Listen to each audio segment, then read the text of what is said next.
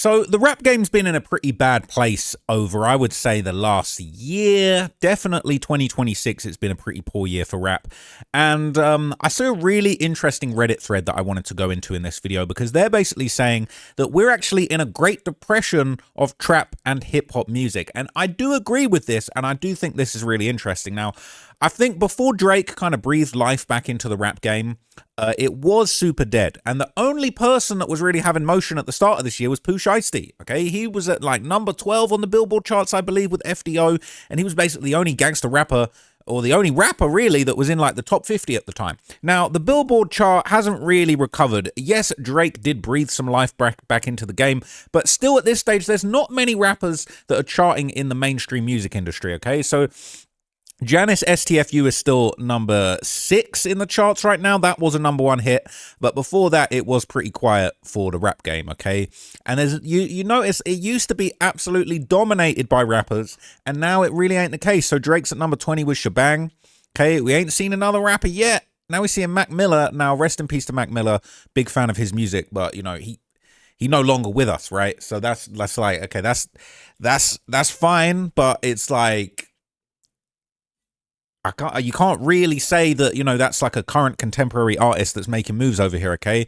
Don Toliver's doing his thing. He really on the commercial auto-tune wave. You got Drake again, all right? If it wasn't for Drake, he's carrying this whole chart. Now, DaBaby doing Pop That Thing is kind of like a nice little return to form. I've always been a fan of DaBaby's music.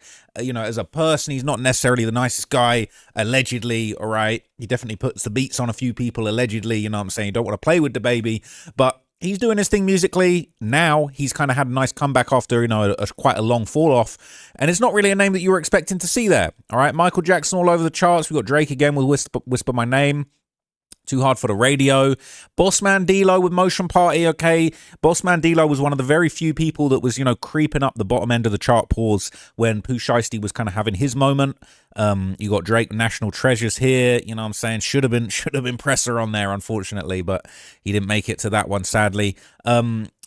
You know, what else we got? We got I'm actually shocked to see Dave, a British rapper, actually on the Billboard 100 charts here. This is actually pretty impressive, to be honest. So you have to let a UK guy in here. Now here, shout out to Phoenix Flexin. I love this song, Rubbers. He a rapper. This ain't a rap song, all right? Phoenix Flexin low-key making a mockery of the whole rap game right now, simply because he's proving to the world that we're in such a great depression of rap. The hottest absolute new entrant to the field who don't really be on Billboard too much. As a rapper, he had to do an 80s sing-song Britpop flip to get onto the charts. Shout out to Phoenix Flexin. This is a hard song, whether you think it's AI or not. It's a banger, but ain't no rap song. This ain't no rap song, okay? Them ad-libs don't make it a rap song, okay? So, you know, we kind of doing our thing. So I'm looking for more rappers. I'm looking for rappers. We got Drake with Plot Twist. Drake again featuring 21 Savage. 21 Savage don't even really deserve this chart entry just for saying bees on a table, bees over and over and over and over again. That was not very inspired, but I get the message they were trying to get across with that one. Drake again. What did I miss? Okay, it's all Drake. If it wasn't for Drake lifting up the rap music out here, this would be a bloodbath. Right, really not much going on. Shout out to French Montana and Max B. Okay, they're on the charts. Fair play to them. They're still on here. Okay, that's deserved. They should be on there. But that's it. Okay, it's low key a drought. There was a time when damn near half the songs were on here. You would have had the Migos. You'd have had Lil Uzi. You'd have had a complete hip hop takeover. So here's the post that I wanted to show you guys that I thought was interesting. They're saying, are we witnessing the Great Depression of trap/hip hop? Like an honest question. Where is the genre of trap and hip-hop going? Are we seeing the Great Depression of these genres right in front of our eyes without even realizing it? Charts and money-wise, it really peaked in 2021. Quality-wise, it seemed to peak in late 2018, mid-2019. We've only seen a few real standout artists coming out after that. The issue is none of these artists seem to sustain their hype and artistry for anywhere near as long as their predecessors. I just feel like every era of trap is now divided and it's turned into niche categories that really see no crossover. As in, we don't have Kendrick Lamar, Travis Scott, Migos, Future, Trippie Redd, Carti, Uzi all bringing something to the table that's universally playable, and that was only the half of it at the time. There is absolutely not one star that exists anymore. There used to be over 10 coexisting at the very minimum. Maybe I'm being dramatic in the way that I express this, but it's truly what I believe, and I believe what's causing this is the lack of intersection and collaboration between the artists and the genre. Now, obviously, I've always been a fan of hip-hop my entire life. I grew up listening to Jay-Z, Eminem, 50 Cent, Nas, Mobb Deep. These are just artists that I grew up. I've only really ever listened to hip hop. I've dabbled in a bit of the Beatles and Ed Sheeran, but realistically, I've only listened to hip hop. It's all I really know. I couldn't tell you nothing about no Taylor Swift, no, I don't know, Red Hot Chili Peppers.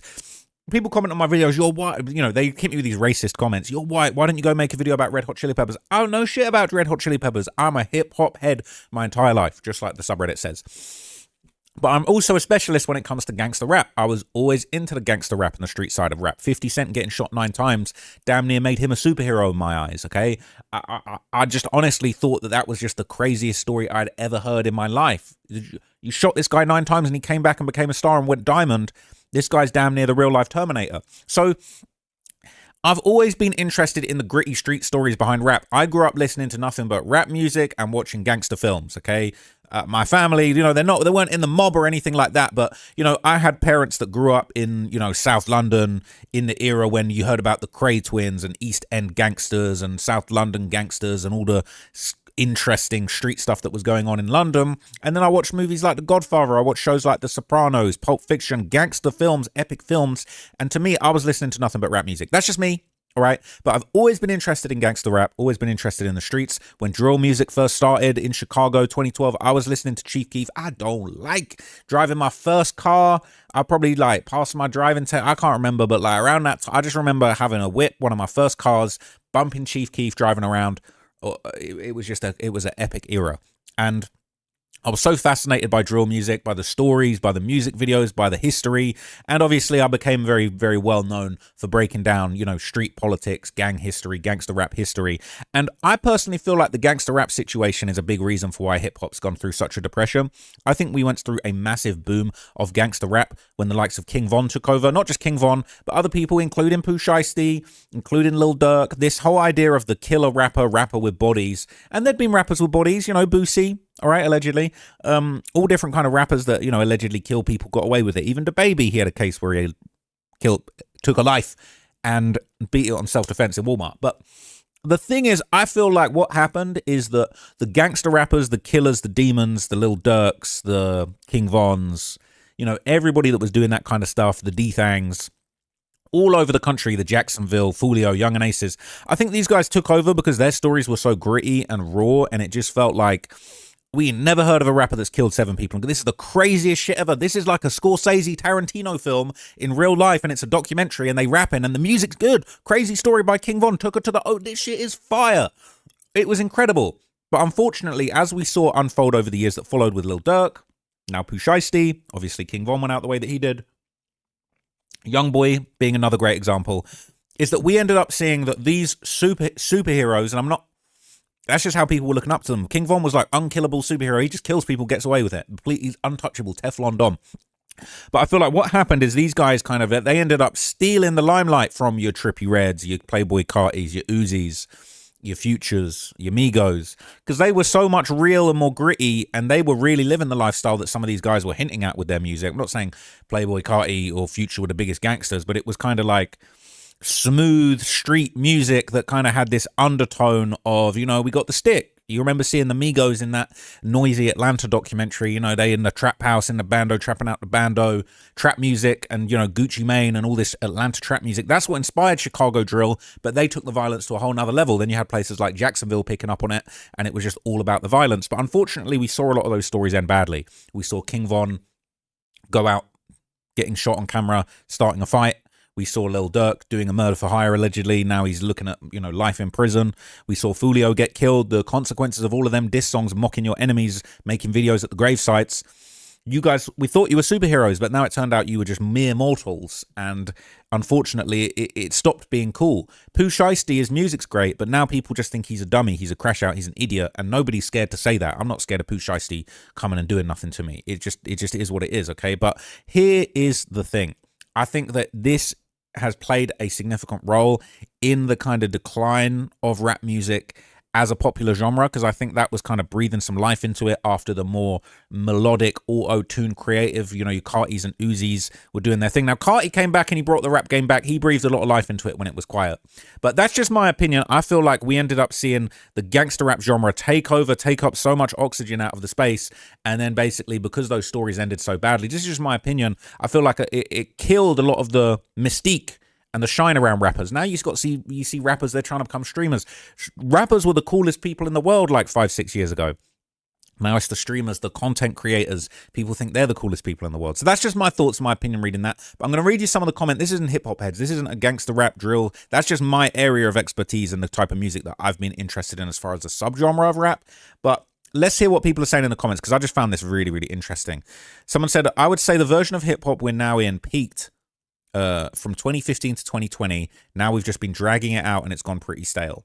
Now it's just 808s with glitched out, pitched up vocals where the only thing the artist does is an onomatopoeia as a rhyme word and pronounce it as eccentric as they can. I got the blap, yeah, yeah. She get the schmap, yeah, yeah. They get the guap, yeah, yeah. I'm like, blap, yeah. They're saying this Gen Z type lingo too. People saying, yeah, but I'm Gen Z, born in 2002, and this shit's stale to me. I've tried to get into Osa Mason, Shay, and Nine Vicious. I can't force myself to like stuff like this. It feels like you have to be in new music to like it. Like, I've already done the deep dive into music from the 60s, 70s, and 80s. I've watched every Woodstock performance on the 3-hour doc. Prince is my favorite artist of all time. So now it's just so hard to get into the new stuff because it sounds so flat.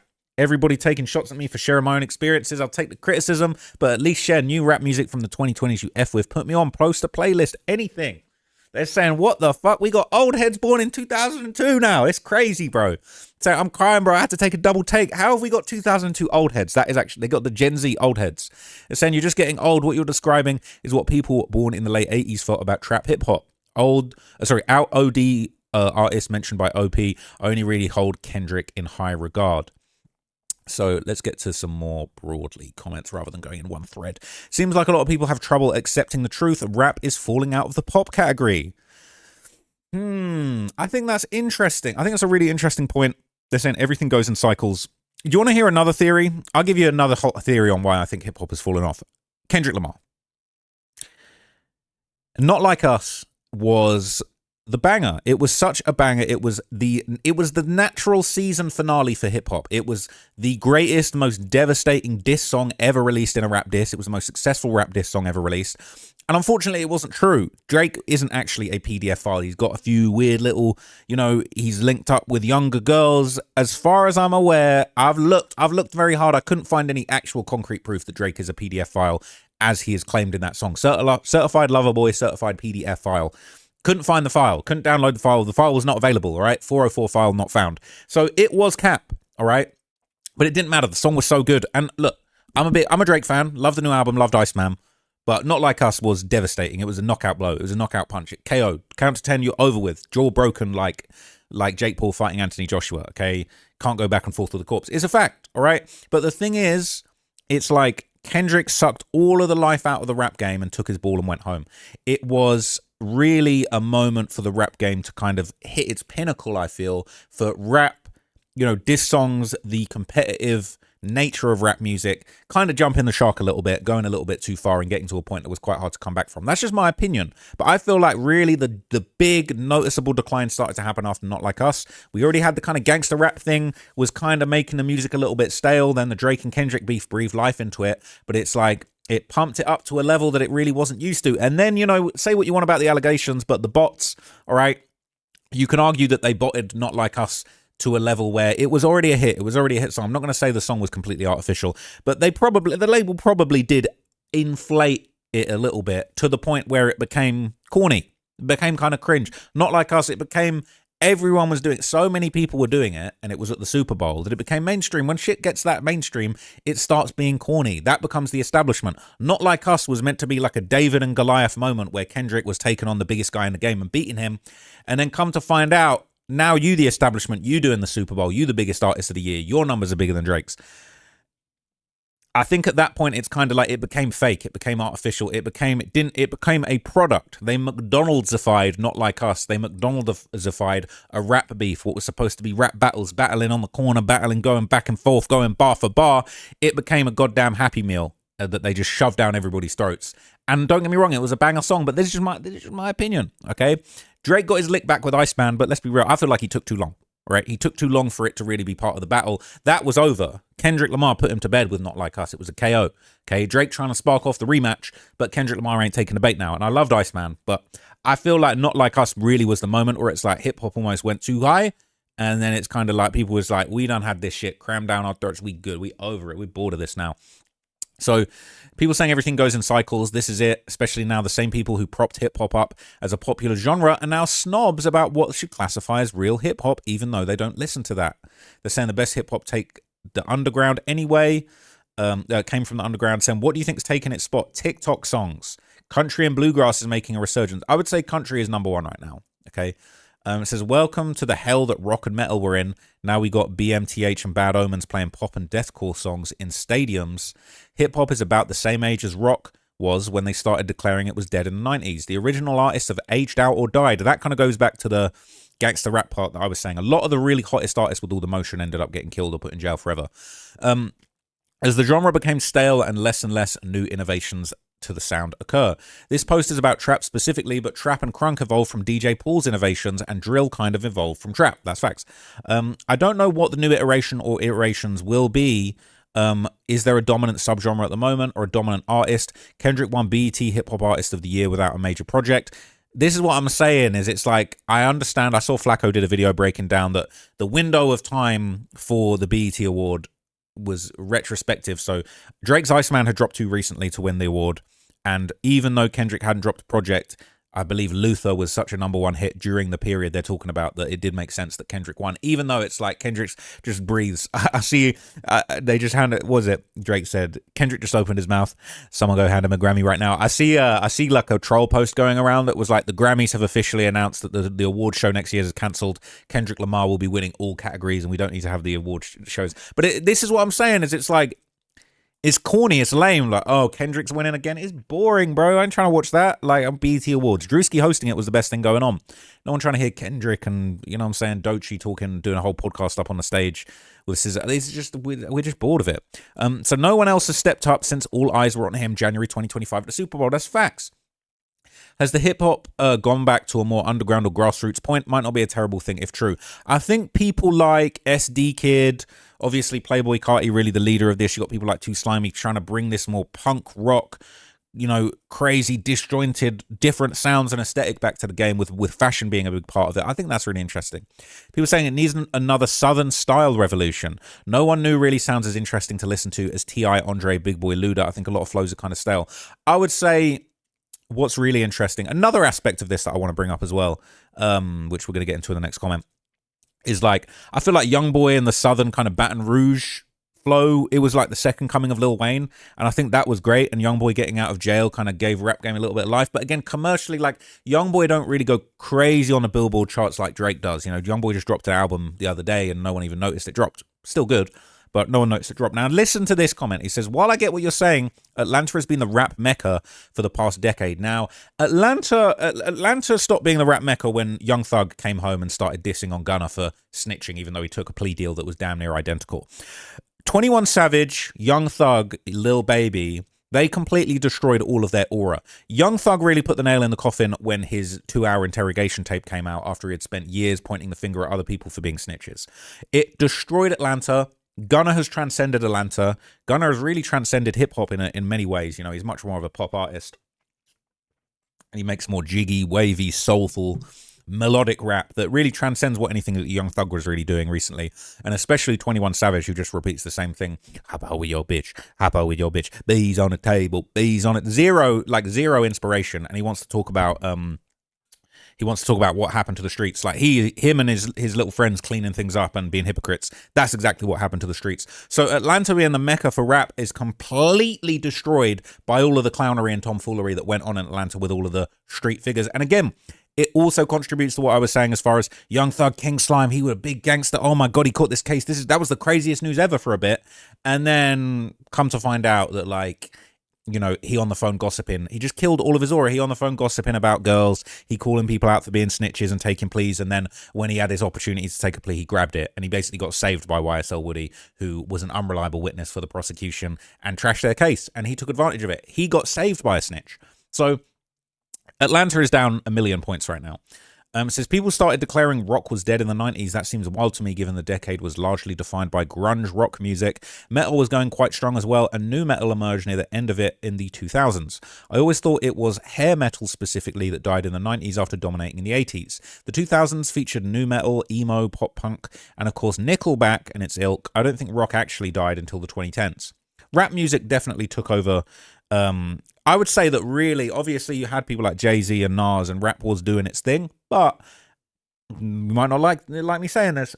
I would say that Eminem, he kind of took a few elements from rock and actually I feel like Eminem really was the man who was mostly responsible for taking rock, like taking rap and just like knocking rock music off of its perch and making rap music the most important cultural movement. Like Eminem was rock and roll. He was talking about killing his mom. He was talking about like the craziest, you know, killing his girlfriend, like he was doing crazy rock, death metal type stuff on rap, and he did something completely new. And that was motion that carried on for years and years and years and years, and then eventually reached this kind of crescendo point when you started having, okay, you know, the other, really it was like trap music and, you know, Atlanta, people like Gucci Mane in sort of the mid 2000s. And obviously you had, you know, a lot of Outkast and other like really great Southern artists. And then I feel like that's when we kind of built on this trap music. And you had people like T.I. killing it, was going crazy commercially. Gucci Mane, all of these great Atlanta artists, Ludacris, they really had their moment, the big Southern moment. And then that kind of handed off over to Chicago drill, which was massively inspired by Atlanta trap, in my opinion. And then you kind of ended up getting to this SoundCloud era that was like, you know, guys like Smoke Perp and Lil Pump, and they was rapping about killing people, but they wasn't really doing it. They was just having fun with it, going crazy with it. And, you know, Lil Uzi Vert's got songs about shooting people. Playboy Carti got songs where he's talking about being a blood, but it's like, really, it was more like aesthetically gangster, and sonically, it was kind of just like very futuristic and stylized, and you know, had a little bit of that punk rock. This is just my opinion. Hey, this is my opinion. You can love it or hate it, okay?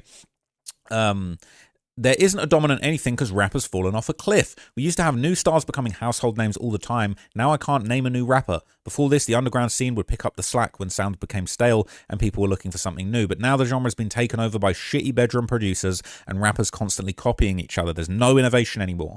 There was always a new sound previously, but the genre is dying. It will come back, I'm sure, but this is the most stagnant the genre has ever been at the moment. That's a pretty savage comment, okay? So let's see what else was said. If you think, wait a minute. Yeah, we've seen this one. The amount of music that's charting and being shoved down our throats that's just lazy interpolation of hits from 20 years ago is sad and concerning. This is actually just how it is, though. Diddy was ripping 20-year-old songs in the late 90s. That's facts, all right? And also, don't let me forget the Cash Money era, of course, is very, very important. Kind of coinciding with the Eminem sort of angry punk rock kind of wave of hip-hop. It says, if you think rap peaked in 2021, you are sub 20 years old, lol. Hip-hop's target audience, yeah, there's peaks and valleys in every genre, but we're definitely in a valley. They're saying it's weird because it wasn't peak for numbers, but by 2021, hip-hop, rap, and trap was literally everywhere, more so than the early 2000s when charts and radio were a mix of pop, rock, country, and hip-hop. I feel like the media embraced it only at most once the quality of music had already plummeted. Hell, they put the Migos in the Lego movie. That's very interesting, okay? So let's move on from that. It says, there is no Great Depression. There's just a shift in how audiences consume music when there's no longer a monoculture driving what everyone's listening to, rather than tons of artists and subgenres that are coexisting and finding its success within their own lane and demographic. You're right, there's not a new Kendrick Lamar or Travis Scott, but where that's gone, you'll now find artists that you maybe never heard of or barely on your radar selling out mid-sized theaters all the way up to arenas. It says, but it's not like there aren't newer huge artists in music. Chappelle Roan was 2023, not that you're wrong, but there's still space for household names, and it's been a while since rap had one. I'd say before 2023 for sure. It says hip-hop has produced a bunch of stars in recent years. They just happen to be women who don't appeal to the primary demographic of Reddit. It's not a coincidence this thread is completely devoid of any mentions of various female hip-hop artists popping off in the mainstream these last few years, touring arenas and packing out festival stages, who peaked well after 2023. Well, there it is being mentioned, okay? So It's a good point. It's a good point. There are definitely some female rappers that are doing their thing. But also, let's not forget, all right? Like, we've seen very, very good female rappers before that. Nicki Minaj, Cardi B, I would say are probably the greatest female rappers of all time. There's a lot of people that ain't really, they trying to be in this genre, but like, they ain't really rappers. Like, Kendrick Lamar linking up with SZA is cool, but it's like, I wouldn't say she a straight rapper. She making pop songs, really. Like, Nicki and Cardi was actually spitting, like they rapping. Like, Nicki Minaj on Monster, she's spitting, keeping up. She's smoking the dudes on that. So I got to give the women credit, but also I would say that it is still a low. I don't know if we've got a Nicki or a Cardi in this generation. Like, what, Glorilla or Lotto. Like, I wouldn't say that they're at the level of Nicki and Cardi as far as cultural relevance. People are saying the youth aren't as interested in the music, simply put, and the powers that be that deliver the music, like large labels, agencies, entertainment orgs, they're not as interested in selling it either. Chicken and egg to some degrees.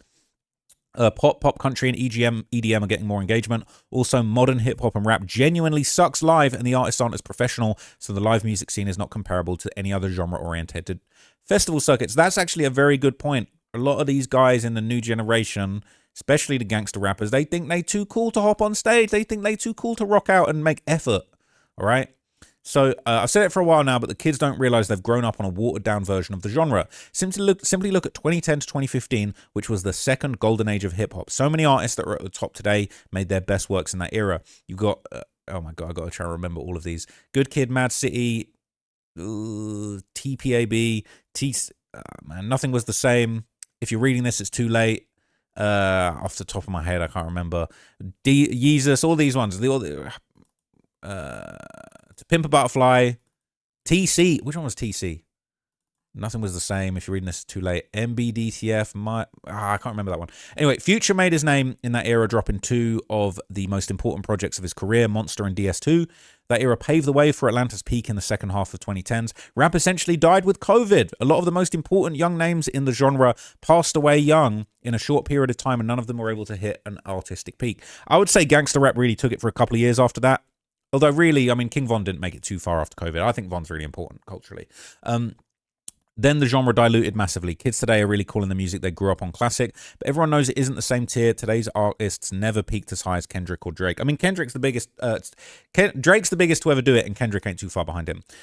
Gucci Mane and Chief Keef are two big ones from that era. They're saying the genre is diluted for sure. I get annoyed when people say the quality is still there, you just have to find it. Yes, there's plenty of great music still dropping in different subgenres of hip-hop, but with the death of the monoculture and rap superstardom, there's a 100% dip in quality. The genre was better when you had guys trying to be the best, trying to be the biggest. You saw the effort and creativity to push the boundaries, and that's how we got superstars. Interesting. This is a really good point coming up.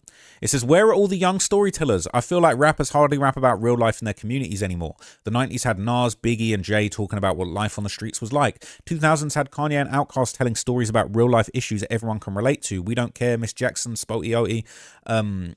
2010s had Kendrick telling you about being crime adjacent from a millennial perspective. There's obviously still people living lives of crime on the streets in 2026, so why don't we have any young storytellers telling us about what that's like? I'm sure it's different enough these days to offer a fresh perspective as well. What is there to relate to with rap music?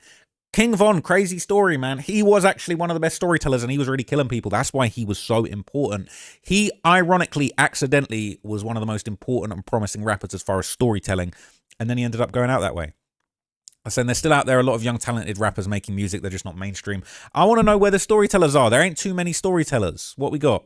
Red Veil, Lareezy, Marvy Mike, Navy Blue, Lexa Gates, Rakim Ali, Deontay Hitchcock, McKinley Dixon, Samara Sin, Soul Child. We're going to have to all do our homework into those guys, all right? So, yeah. Let's see what else. I'm going to wrap it up soon because I know I've been talking a long time. Let's see if there's anything. Drake has had a monopoly on hip-hop numbers-wise. If he didn't drop this year, it would have been the worst year in hip-hop for 25 years. I do agree with that, to be honest. The genre is going to die from your perspective, from other people's perspective. It's going to get better and more authentic. Being a hot local act in the 2030s is going to be where the money's at. Is interesting. They're saying you're getting old and aging out of the target demographic for new rap music. As we saw, we had millennial old heads. They're saying rap is dead. R.I.P. rap, 1975 to 2026. This is now a vaporwave subreddit. Okay, well, anyway, look, let me know what you guys think in the comments, man. Is this the Great Depression of rap and trap and hip-hop, Or are we just about to start something new, really interesting? I don't know. Let me know what you guys thought of that one, though. I've been wanting to talk about this for a while. I've been thinking of making a video, like a more of a documentary style video about sort of the rise and fall of rap in general, just in where it's kind of got to at the moment and how it being down bad and some of the points that I rose in this video. If you disagree with me, let me know down in the comments. All right, be respectful, but like, let's have a conversation about this. Okay, I think it's really interesting. But I'll catch you guys in the next video. I got one more video that I want to do today if I've got time. Thank you for watching the content I've done so far, and I'm out for now.